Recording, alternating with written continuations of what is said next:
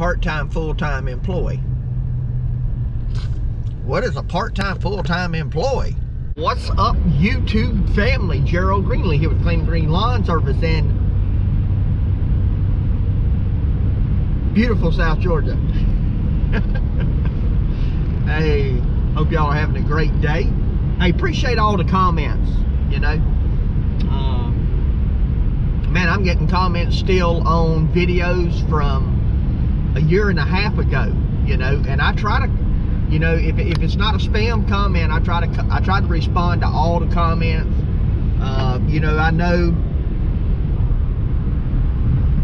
that once, you know, if the channel were to grow to a certain point, or even if half the people, even if a tenth of the people that subscribe were actually commenting, I couldn't keep up with all of it. I realize that, but you know, I do appreciate the people that are commenting, and I enjoy interacting with you. Even the ones that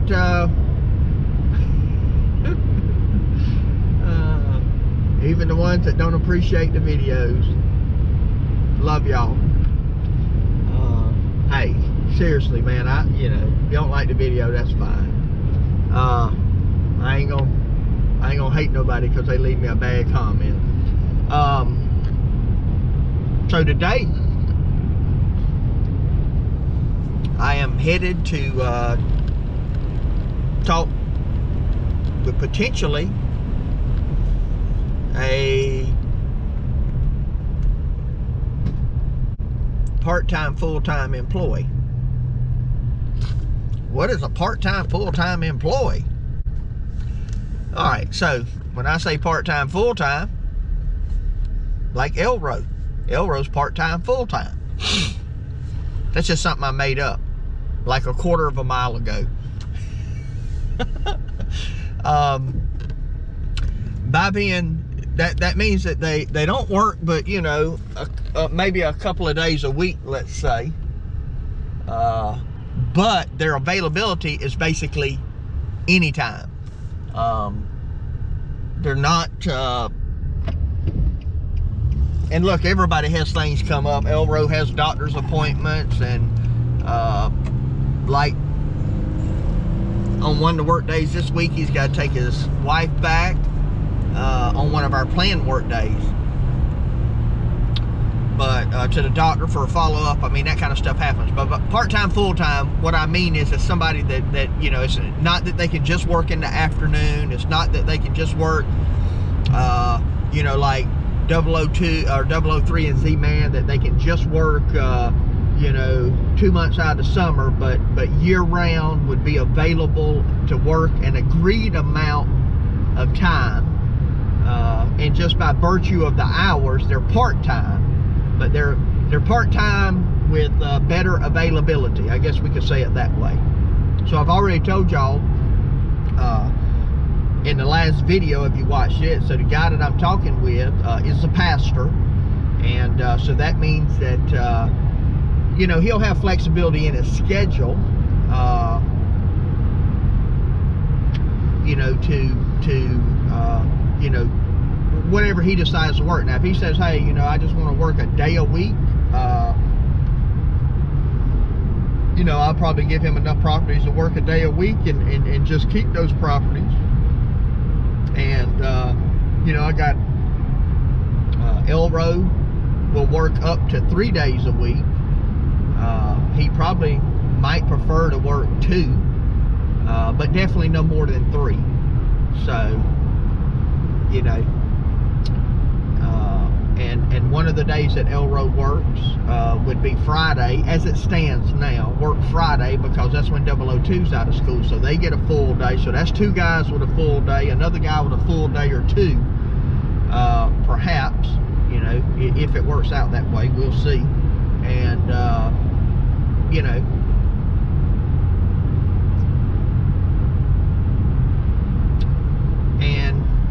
and that's what we'll have. That's what, you know, we can adjust the schedule. The good thing about it is my schedule's flexible. We can adjust it, you know, however we need to. Now, the only thing I'll have to be careful with doing this is you know, I can't have, say this new guy wants to come on board, he wants to work 2 days a week. Well, now I got a situation where I don't need him working the same 2 days that, let's say, Elro and 002 are working, because, you know, I mean, I can do that, but I'm gonna be short a not really a setup, but a truck, unless I send the Nissan out with one of them, you know. And so I got to work through all that. So I really want to, I'm just going to meet with this guy today. I told him, I said, hey man, let's sit down, have breakfast, lunch or something, and let's really talk about and see if this is an opportunity that you want to pursue.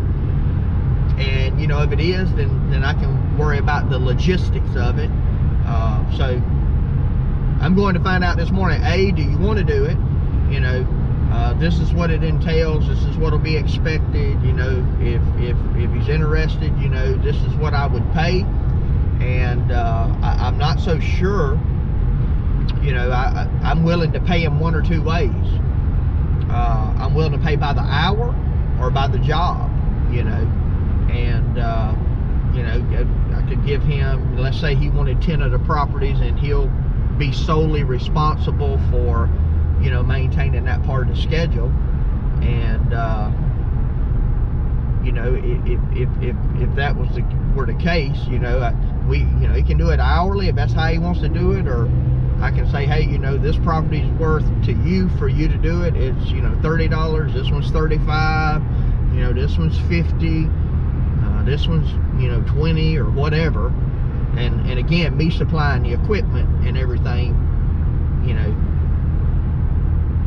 Man, I just went and got 10 bales of hay in the back of my Nissan that already has tools and a cooler back there.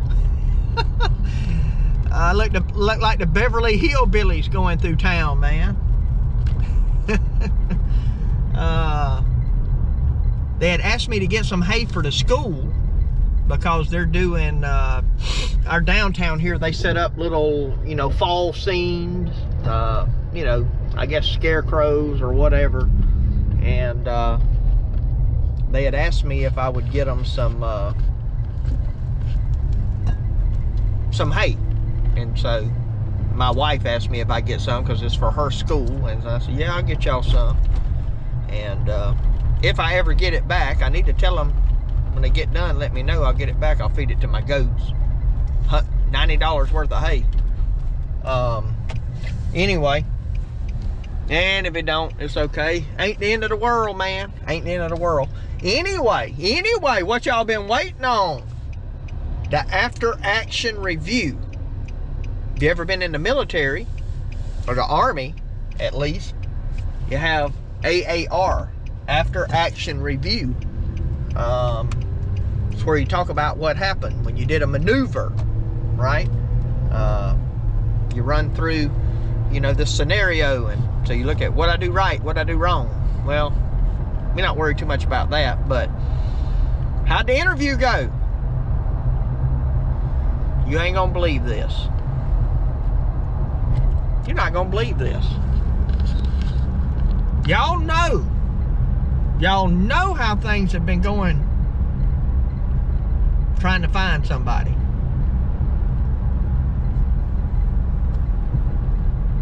Dude seems to be very excited about it. Yeah, I know what y'all thought I was gonna say. Now, unfortunately, I wish I'd asked him about this 3 months ago, because now we are coming into the slow season. But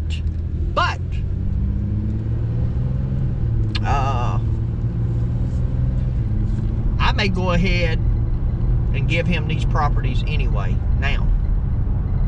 And you know, all of the kind of the one-off properties. I mean, and we'll do all the kind of one-off properties.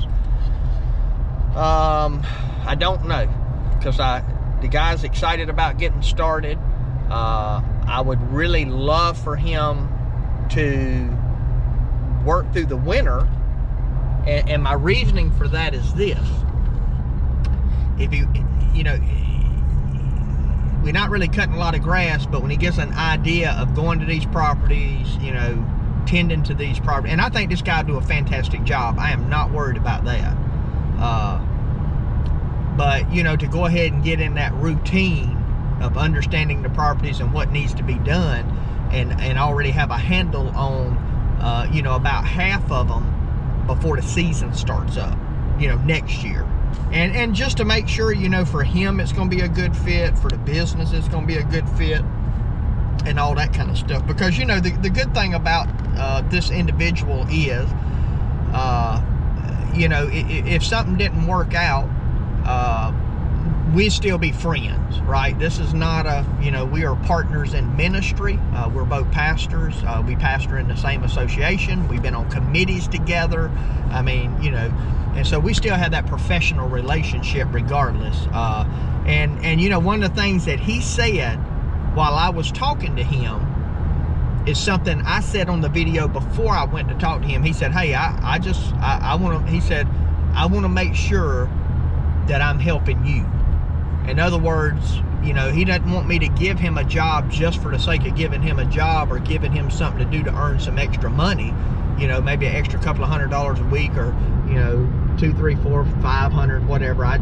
We don't know exactly how we're going to split everything up, but, you know, his thing is to say, you know, I want to come work for you and make some extra money, but, you know, I don't want to be a burden to you and to your business. And I said, look, brother, what we're looking for is something that's going to be mutually beneficial.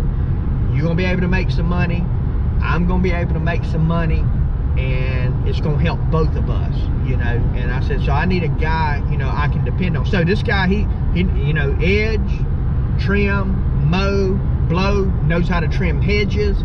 And so, you know, I can, I mean, it's the guy you could just send out.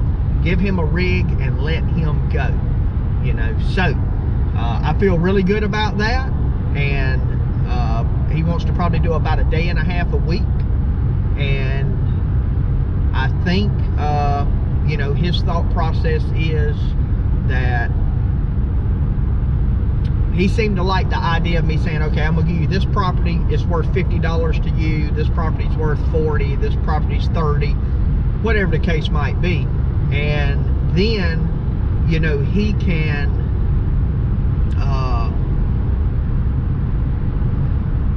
he can take 10 hours to do them, or he can do them in 5 hours.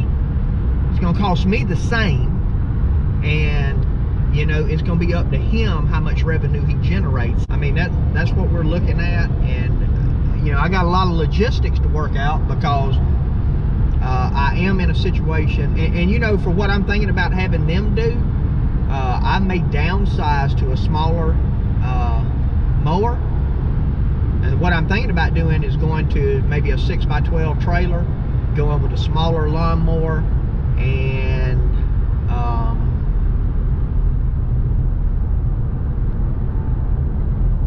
just setting up a whole rig and just letting him keep it at his house. And you know, and the reason I say that is, you know, I want him to have the flexibility, because I realize he needs flexibility. He's a pastor. I understand the challenges you face as a pastor. You can't necessarily say that, you know, I'm gonna be there Monday at 3 o'clock and cut this property. I mean, he simply cannot do that. I can't do that, because I may be at a hospital, I may be at a nursing home, I might be with a family that's lost somebody, I might have some kind of ministry meeting that I need to go to, you know. So there's always those sorts of things that we're having to deal with. And you know, so I told him, I said, look, man, you know, you can do these properties, you know, you can do them a day early, you can do them a day late. So we'll have a day window on there, you know. And the main thing, especially with the commercial properties, is to just make sure that they're well maintained, and that the customer is happy. When customers pull up and whatnot, that they look around, they go, yeah, you know, this place looks good, we're happy with it. So but I'm thinking about just setting him up a rig. Now that will cost me some money, but you know, if I can give him, you know, if he can handle, say, you know, 8 to 10 properties a week for me,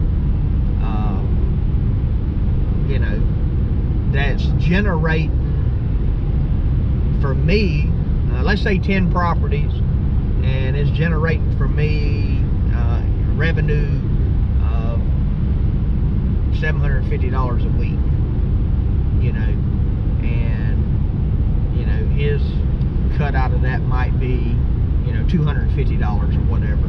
You know, it's generating for me $500 a week of revenue, and if you multiply that over the busy part of the season for 20 weeks, you know, that adds up. So you can justify having equipment, and then you still have equity in that equipment. So it's not just that it's making money, you still have the equipment. So, you know, and that's just some of the things I gotta sit down and kind of play with the numbers. You know, is somebody generating $10,000 of revenue for the business? And those are just numbers I'm throwing out. I don't really know. I really got to sit down and look at, okay, what could they do? What could they do in a period of, let's say, you know, between, you know, about 12, you know, somewhere between probably 12 and 16 hours a week is kind of the workload that I would want to give him. And you know, what can he reasonably, how many properties can he do in that time frame, and whatnot. And I'm gonna try to have him take care of most of the city down there that he lives in. And and we got a lot of weeklies down there. In fact, I will probably, you know, I may give him that property out, the big property out in the subdivision, and because again, I think he'll be somebody that'll do a good job and maintain it well.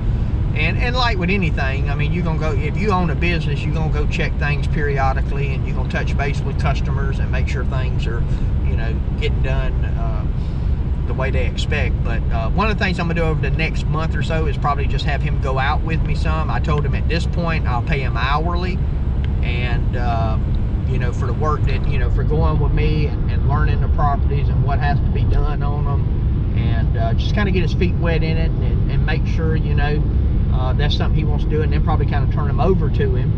And you know, just go from there. So anyway, that's kind of the plan right now. Over the next week or so, I'm gonna look at, you know, the logistics of that, because what you know, the issue you get into, I got 2 trucks and 2 trailers. And if you get in a situation, let's say where Monday and Tuesday you got rain, and then, you know, Thursday and Friday we really need to get out and get some grass cut, and so Elro and one of the guys are in one rig, I'm in a rig trying to cut the properties that I normally maintain, and now I got this other guy who is available and can go out separately, where in theory we could send out 3 crews. You know, I need to have the resources available for that. Now, under ideal circumstances, I could say, okay, you know, he's got the rig on Monday and Tuesday, and Elro and them got it on Thursday and Friday, or vice versa, you know, however we want to do it. And I could do it that way, but, you know, there'd probably be times that we would get in a bind trying to do that. So I don't know, I'm just going to take a look at it and see what the return on investment would be, you know, if I add to what I have. So anyway, and there again, you know, you're still doing stuff part-time, so you're never making as much money, because, you know, full-time 2 guys could take half the equipment I have and do all the properties we have. So but again, when you have equipment, it's not only that equipment makes you money, you still have the equity in that equipment. So, you know, if you got it's not that you threw money away. If you got a 0 turn sitting there that's worth $6,500, it's worth $6,500 whether it's cutting grass or not, you know. Now, I know that gets tricky, you know, when you start talking about return on investment, you want equipment working. I understand all of that, but I just try to think outside the box, and things that'll work and help us. And, you know, and the other side of that is, I don't know where that camera cut off at, but, you know, what I was going to say, the other side of this is you got to be careful putting too many eggs in one basket, because, again, this guy, he is a pastor. He does have a full-time job, and he's just trying to make some side income. And, you know, pastors come and go, and so, you know, something could happen, and you know, next year he could move away to another church, and you know, and then all of a sudden I got this big hole, and I still got all these properties to do. So that's the kind of stuff, you know, as a business owner, though, you're gonna always be juggling around. You're always gonna be dealing with that. People coming and going. You know, for what I have right now is a very, very stable crew, and I got some young, you know, some of these younger guys that are coming up that's going to replace some of these guys that are, you know, going to go off and go to college and move away and all that. But there's always going to be turnover in business, and so it's just one of those things you have to deal with. Anyway, so that's just kind of update I want to share with y'all, and hope y'all enjoyed this. Maybe it helped somebody, maybe it got you thinking about something, I don't know. But you know, I like to share real life stuff on this channel, and you know, the reality of what I deal with in business, and you know, the good stuff, the bad stuff, and all that, hoping that you know, it helps somebody along the line. I'm certainly not a pro at this. You know, I know there's a lot of things I could do to streamline the business and to make it more efficient and to make it more profitable and all of that. But at the same time, because of my situation, everything doesn't come down to the bottom dollar for me. Yes, I want to make money. If I'm gonna be in business, I'm gonna make money.